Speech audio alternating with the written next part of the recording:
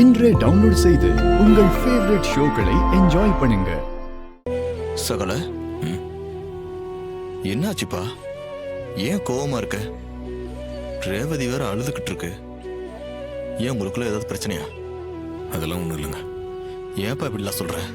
கொஞ்சம் புரியுற மாதிரி சொல்லுப்பா. நானே டென்ஷன்ல இருக்கேங்க. அப்போ வந்து விளையாடிட்டு இருக்கா, தான் கத்தி விட்டேன். என்னப்பா சகல நீ?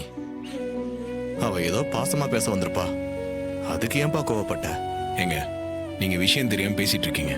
கோர்ட்டு கூட்டிட்டு போகும்போது மாயா அங்கிருந்து தப்பிச்சிருக்கா. என்னது? மாயா தப்பிச்சிட்டாளா? ஆமா. கடவுளே, எப்பா அவ தப்பிச்சிட்டான ரேவதிக்கு தானே ஆபத்து?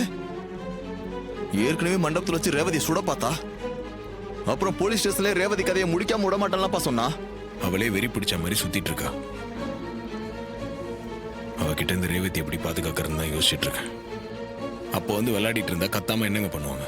எப்பா நீ சொல்றது எனக்கு புரியுதுப்பா, ஆனா ரேவதி பாவம்லப்பா, அவளுக்கு தெரியாதுல்ல. அவ எப்பவும் போல பேசிருப்பா. அவகிட்ட நீ கோவப்பட்டது கண்டிப்பா அவளை சங்கடப்படுத்திருக்கும்பா. எப்பா நான் வேணா ரேவதி கிட்ட போய் பேசட்டுமா?